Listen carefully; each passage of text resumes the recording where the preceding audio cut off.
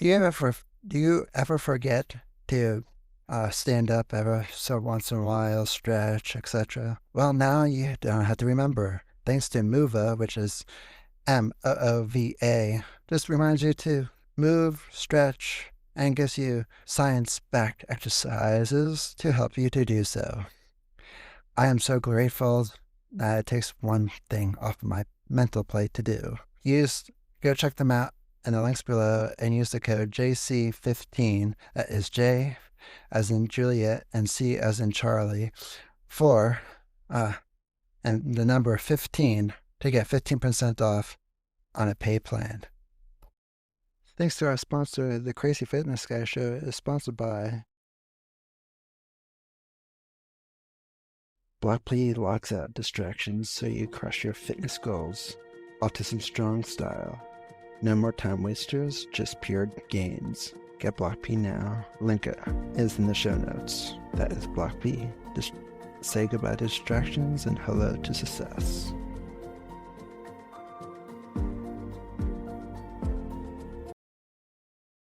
Before you crash for the night, try breathwork in bed.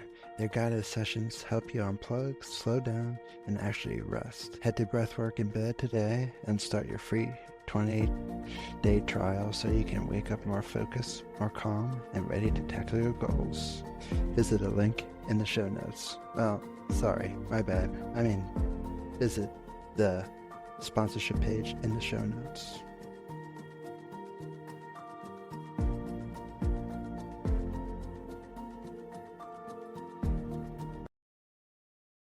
Hey, it's Jimmy Clare. Overwhelmed? Tick-Tick to-do list turns chaos into clear steps. Set it, tag it, crush it. Then move. Your goals won't wait, and neither should you. Download Tick-Tick to-do list and get it done today. It's cross-platform, and they also have a nice generous free version as well. Go to tickticktodolist.com or visit the link in the show notes.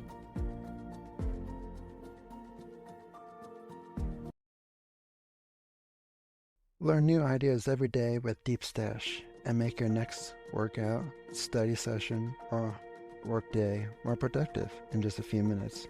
Visit deepstash.com to find out more or check out the links in the show notes.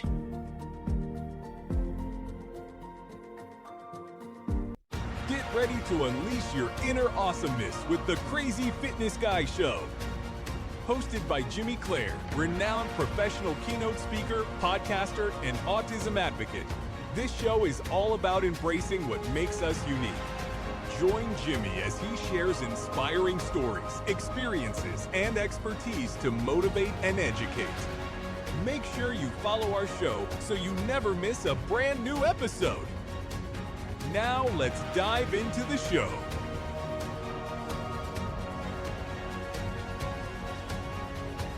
Yeah, that's my week today. And let's just welcome them out before I get on a rant of something else, which I probably will still get on a rant to something else too. Here we go. Hey, Zach. Hey, what's up? Thanks for having me on the cast today. Definitely. So before we get started, can you tell us a little bit about who you are, what you do, how you got started, and why you got started? Yeah, definitely. Well, like you said at the beginning here, my name is Zach Coleman, and I actually own a motivation and grit focused agency called Gym Mark. I actually help leaders in the gym space build their brand and understand the premise of leadership and how branding is leadership in a nutshell. And we have plethora of packages that we kind of work with these gym owners, but for the most part, it's all about branding and how branding in itself is not just about the tangibles. It's not just about a logo. It's not just about a color scheme or a font or a voice. It's all of those, but it's really the leadership team and the evolving aspect of the people in the organization that end up making the impact that the brand really needs to take as they continue to grow their gym. That's amazing. So, so my first question for you is, why do you think most brands and gyms fail?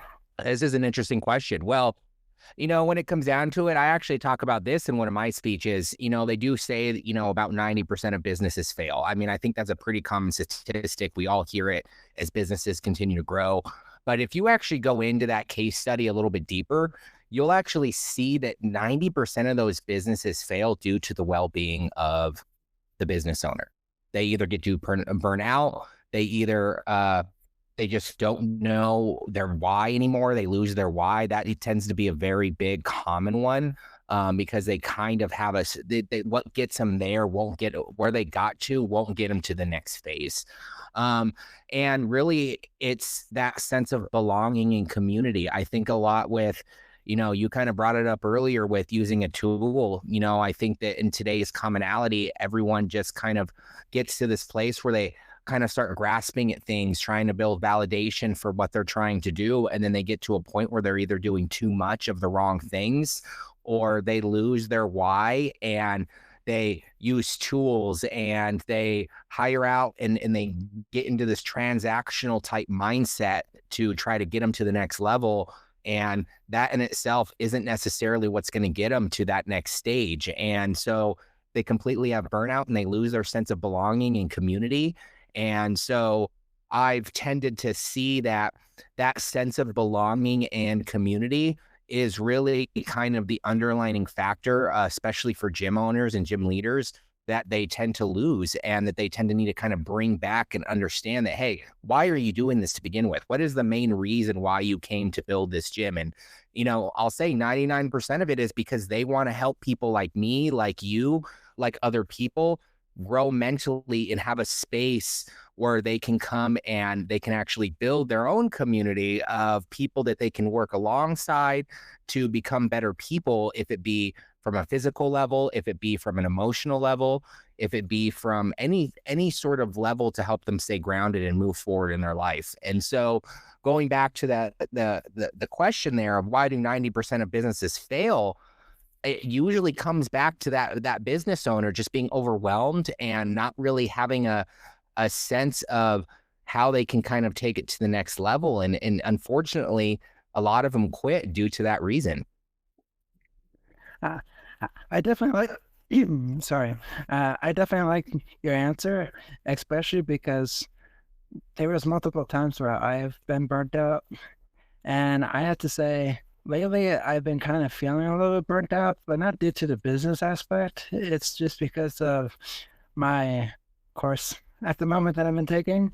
And me and math and numbers do not work together whatsoever. I mean, I can do math, but when I have to figure out what the professor's trying to have me to learn and what the software is asking me to learn, I'm like, this is two separate things. I can't figure this crap out. And so I've been literally trying to figure out, strike a balance between creating new content, repurposing content, and then also how much I want to handle so I can then continue to move forward and build up my brand, because I'm not getting to the other aspects of my business.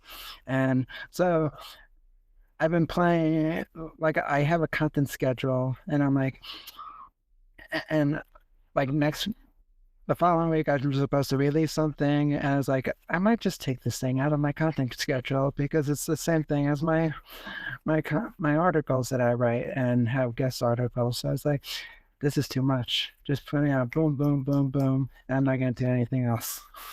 Well, it's interesting that you say that because I think especially in today's modern society, we kind of get to this point where we think that what is the terminology? Like what do they say? They call it hustle culture. I think it's very similar to that. You're like, it's all about, hey, push. And I think that's part of that burnout, right? You kind of get into this point. I think right now you're seeing a lot of businesses, especially larger ones, within, we'll just say, like, it's still kind of a medium-sized business, but we'll say 5 million to 10 million, kind of cutting back and saying, all right, like, do we really need all this complexity in here. And back to your statement of, dropping out certain things, I'm not a fan of the hustle culture. When I went through my actual period myself, where I was like, I'm burnt out, I don't know what to do. And I'm not saying people don't have small tailor spots of burnout. I mean, it's common, especially as people that really have a determination to help help people, is that there's never really this end. And so there's this premise that you think you have to work like 60, 70 hours a day. And I've always really been really big into the grit culture. I'm more of like perseverance, like try stuff, test stuff, do stuff. And now I have a family. Now during that time, I was at complete burnout myself. Like I was no longer going to the gym. I wasn't going on the runs like I used to go on. And I actually had to come back and look at myself and say, hey, what are the things that I'm missing that I can bring back in and actually work less and start working smarter? And so instead of trying to push out, like I was in a very similar situation as you, I'm like, all right, we're going to have a podcast. I mean, and I have a team. And so it was still hard, right? I'm like, I have to put out a podcast, put a podcast. We're going to take that podcast. We're going to make it a podcast video, a YouTube video. We're going to break it up into 3 segments. We're then going to break it up into 30 shorts. And then we had our normal YouTube schedule. I had to kind of step back and say, really at the end of the day, I'm like, once I started to go back to the gym and started to connect with myself and like slow down a little, actually slow down, it actually helped me really think creatively on, well, what is really going to move the needle? Is doing all this content going to help me go where I want to go? And is it the direction I even want to go?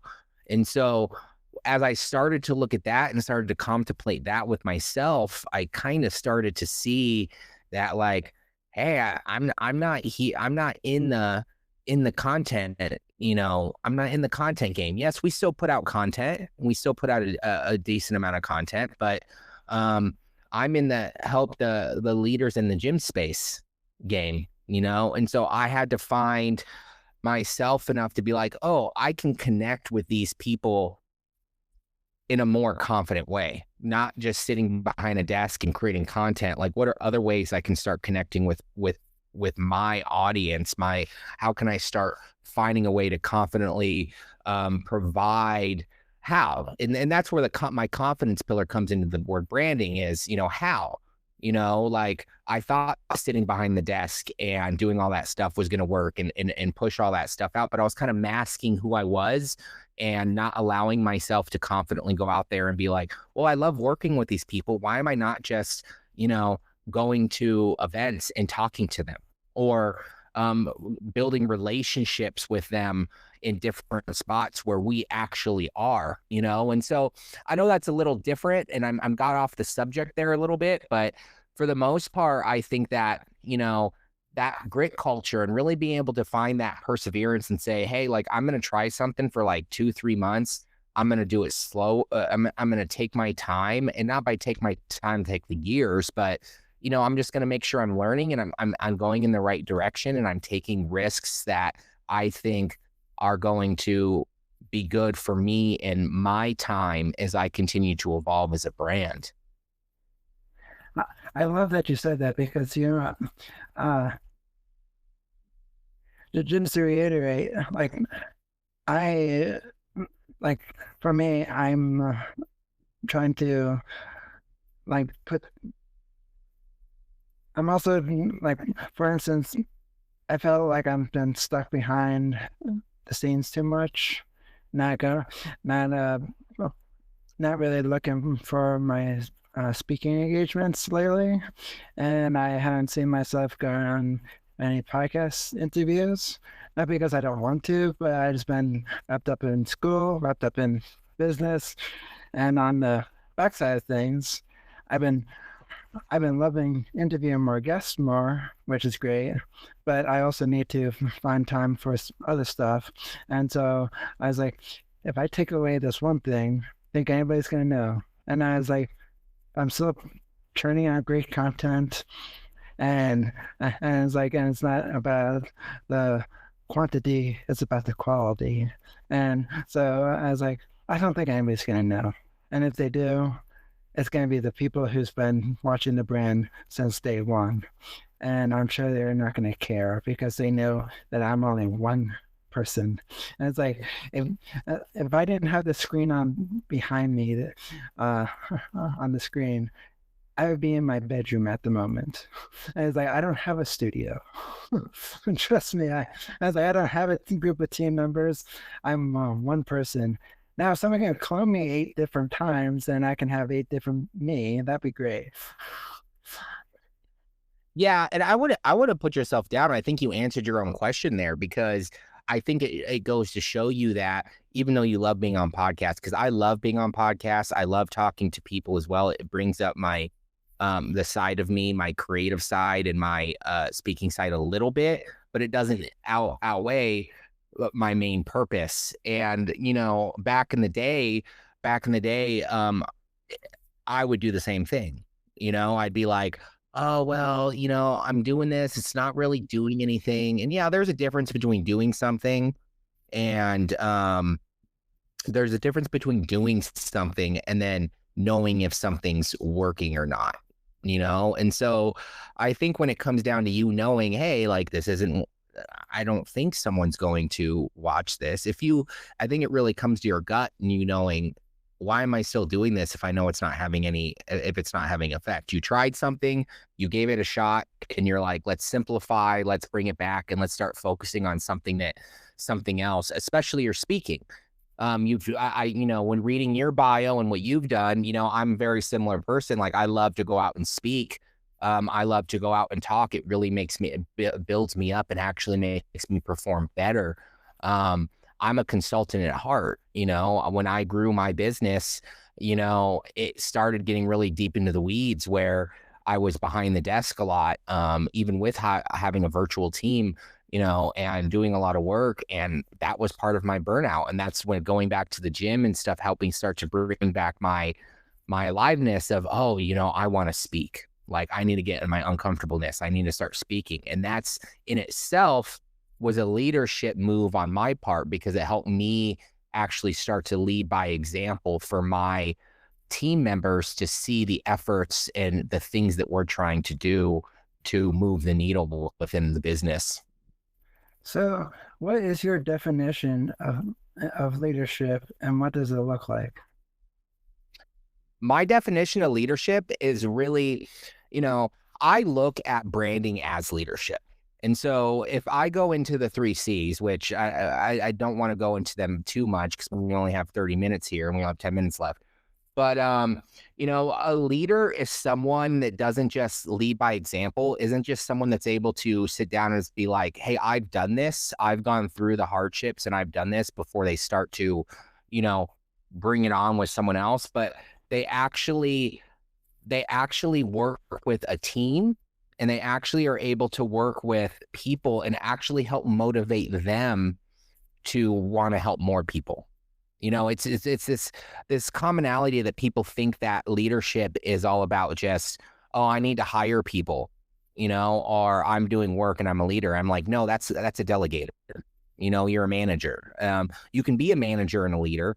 It's really an evolutionary process. But I think a leader actually looks at the common good and the common bad of everyone, and kind of sets a straight tone of how can I really motivate and help other people motivate more people. And so that's why I really relate it to branding, is because branding's really this essence of how you're portrayed to other people. How are you portrayed to other people? How is, your logo is great. When I have clients come to me and I'll use it. This is actually quite good example. I had a prospect come to me last week. And this prospect, we got in a call. We were talking about the growth of her business. She was in marketing as well, owning an e-com brand in the gym space. And she was like, hey, we're getting to grow this brand, blah, blah, blah. We kind of started going through pricing a little bit. And I told her, I'm like, yeah, our budget for this is a certain price. I told her around 20 grand for us to start building this out and to start doing that stuff. And I'm like, how does that sound to you? I'm very open. I live by my values, and I think most leaders live by the values of what they try to portray to the world. And she was like, "Oh, that sounds great." And so I was like, "All right, let's set up a call next week. We're going to go a little bit deeper into this before we can actually go, before we actually finalize anything, because I'm big on relationships." And she said, "Okay." We picked a time. And then after the call, about 30 minutes later, she canceled. And I never heard from her again. I wrote her, I'm like, did we pick the wrong time? What's going on? Never heard from her again. And from my perspective, I look at someone like that and I'm like, okay, she's not really leadership material yet. I'm not saying she won't be, but she isn't yet, because she didn't have enough leadership skills to be just a straightforward person with the person on the other line of the phone. She wasn't like, "Oh, that's not good. That price range doesn't work where we're at." She didn't want to talk about the business. She didn't want to talk about how they're trying to build this vision and do all this stuff. And so I was like, like she wasn't a good fit for me as a client, because I knew that she wasn't ready. She wasn't ready as a leader yet to make those decisions and to be upfront and real and straight, positive or negative, right? And so I like to use that as an example off the top of my head, because I get that all the time with prospects and with actual clients I have. You can tell the ones that are in it to help other people, and usually leaders, even if things happen badly, leaders usually are more successful than delegators. I agree. And my definition of leadership is you lead by example. You don't say, I'm one of those leaders who, not like you personally, but just as a whole, where it's not do what I say, do what I say and not what I do. No, as a leader, I work out 6 times a week.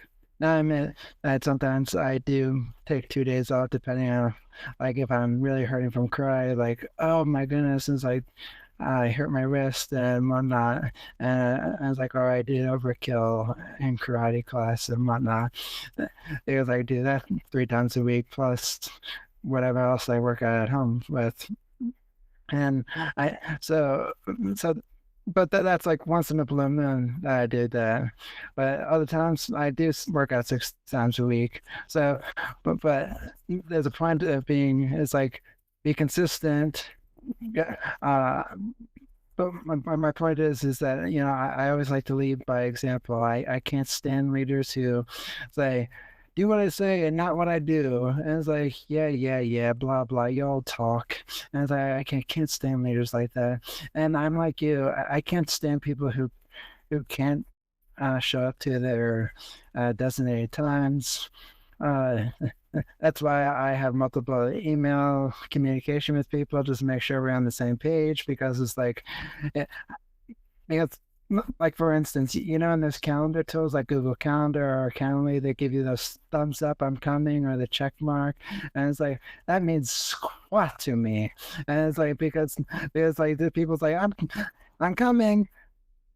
3 minutes before, doesn't show up, or 5 minutes before, I'm waiting and waiting and waiting and waiting. And it's like, okay. And it's like, I'm getting this people free promotion on my show. And it's like, you don't pay me to come on my show. And it's like, come on, people. And I just can't stand those kind of people. And to me, that speaks to me that those people are not serious about representing their business, and they're not representing what they do. And it's like, well, you're ashamed of what you do and you don't want to come on? Well, I think that brings up a very good point. And that point is that we are all brands. I think that the way you act and the way you do things is going to be portrayed in everything that you do. So, for instance, someone that who knows? You never know. They could have been bad at technology. Something could have came up. There is a huge thing that we can't really get into now, but the psychological of different types of personalities.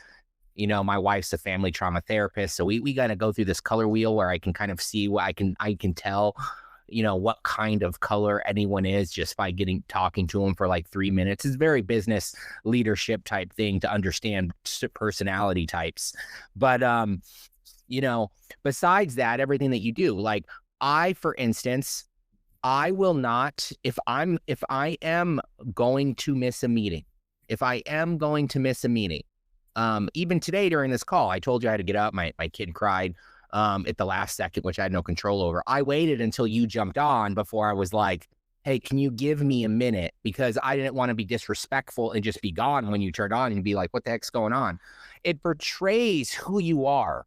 And that same kind of concept, especially if you want to look at it from the 3 C's that I talk about, you think about confidence and the way how you portray yourself to the world, is that, you know, branding in itself is going to be portrayed by, they say, your voice, your tone, your energy, not just your colors and your logo. Those are all part of it. But the way you are and you represent you and your brand is how your business is going to be run. It's just common, and people are going to see that. And your business will start, you as the leader will start to portray these types of personality traits within your hiring processes, within what you do, within how you do stuff.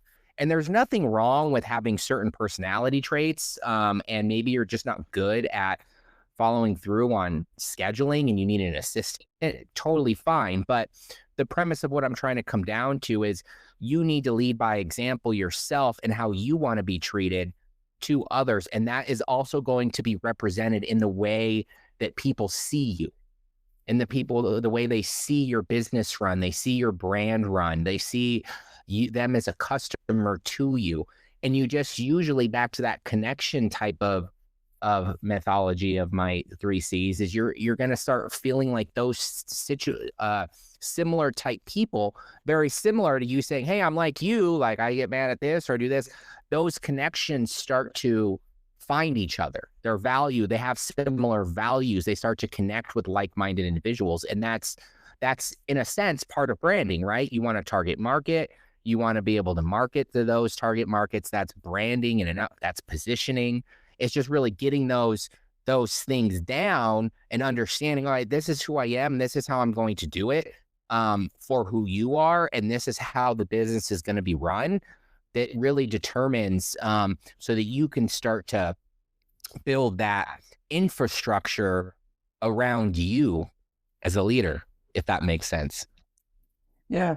And like, I want to bring up a point that you said that, you know, people will perceive you by your brand and voice and whatnot.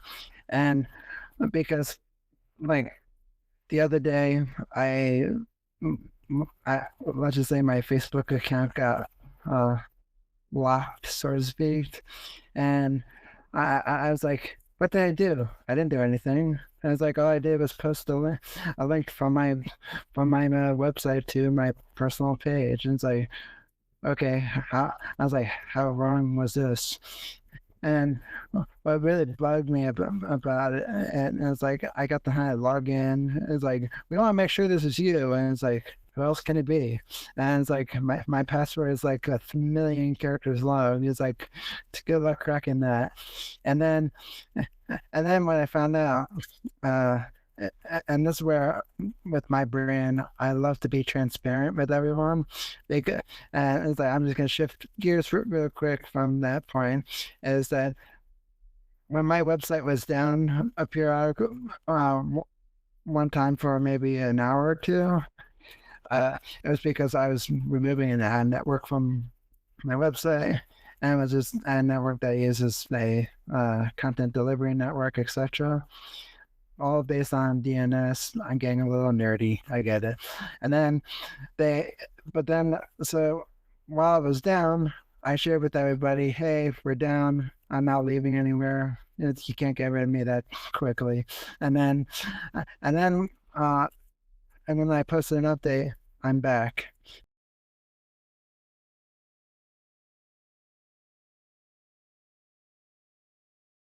Hey Warriors, Jimmy Clare here, tired of mainstream fitness BS. Unlock Crazy Fitness Guy's elite podcasts. You'll get exclusive merch, exclusive episodes, and bonus motivation or divergent wellness hacks. Blow up your game now. Go to crazyfitnessguy.com and click on the mall link, or click on the link in the show notes to view pricing and more information.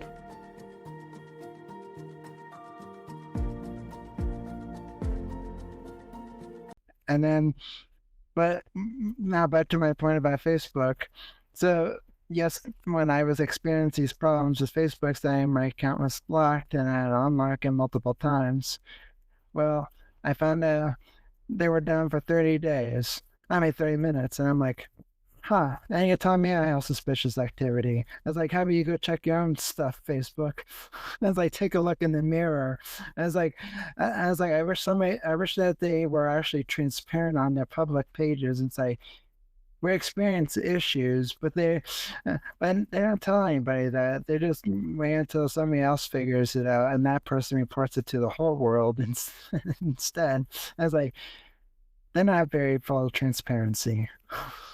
They're not, and that transparency is a real thing. I think that goes back to what we said earlier, but I think there's also a commonality of, you know, and to get off the subject of Facebook a little bit back and more towards, you know, not just leaders in the gym space, but anyone that's trying to grow a brand.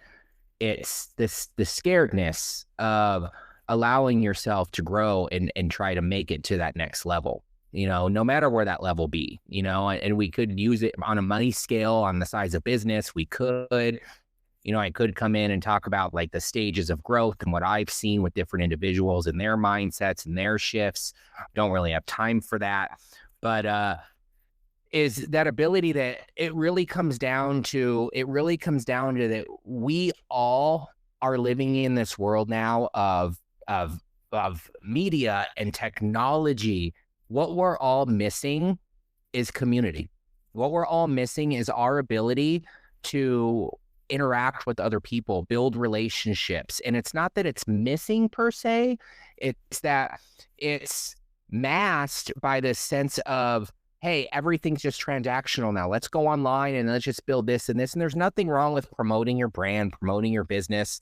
But at the end of the day, we need to get back to our relationships. We need to get back to going to have a coffee, having a gym partner.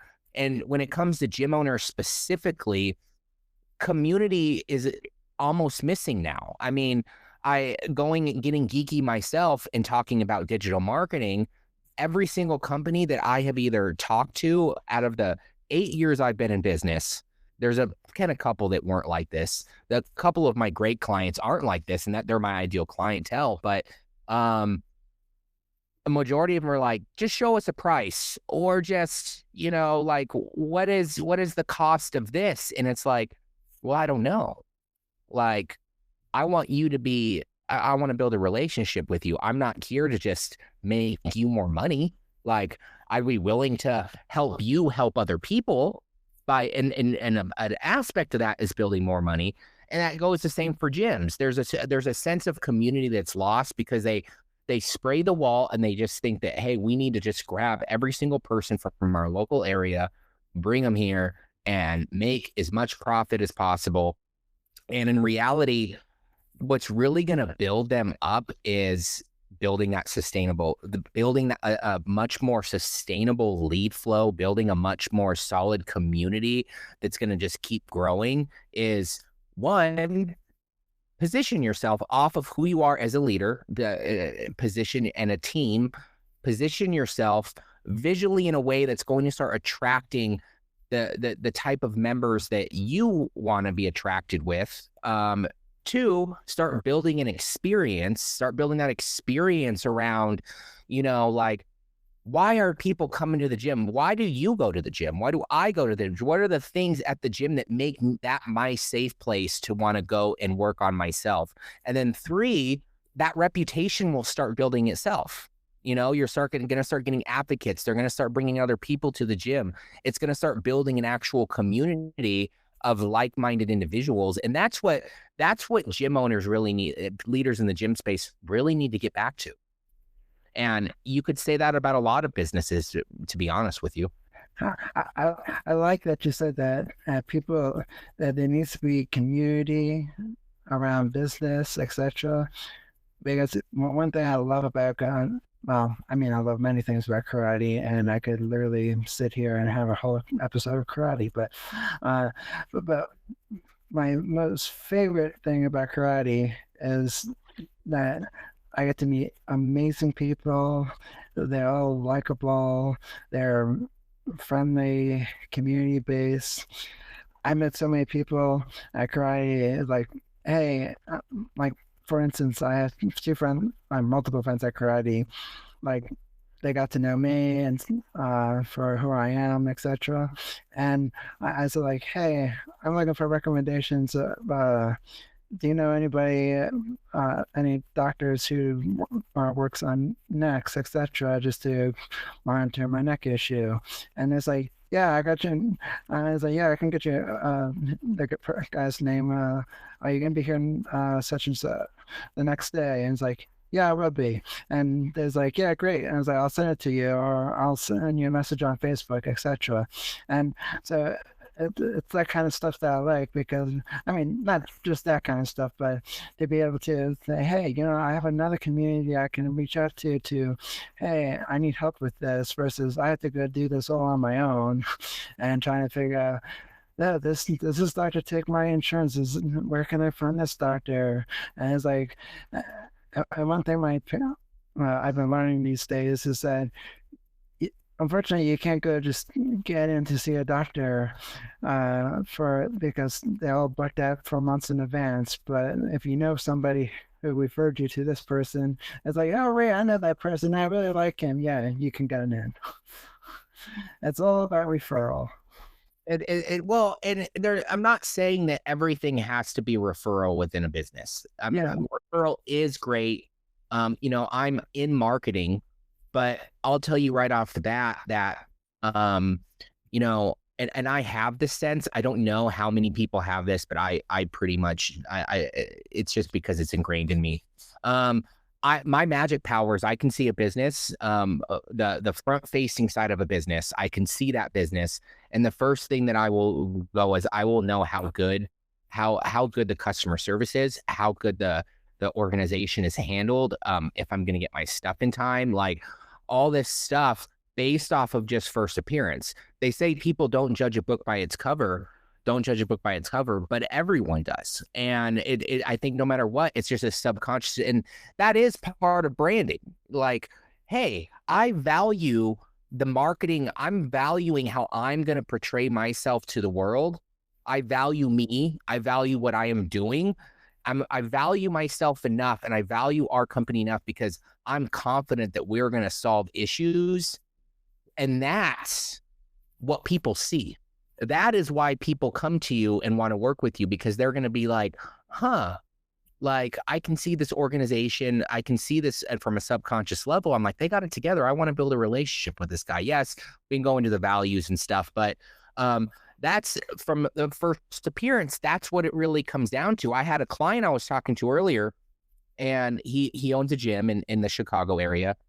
And he was like, hey, like, we had great growth last year. He's like, I don't know how much of it's coming from our reputation management and our SEO stuff that we do for our clients, which is search engine optimization, if you don't know. And I basically told him, I'm like, he's like, we had a gym closed down the street, and that gym, a lot of their members came here. And he's like, I just don't know how much of it came from your efforts compared to them just coming here. And I'm like, listen,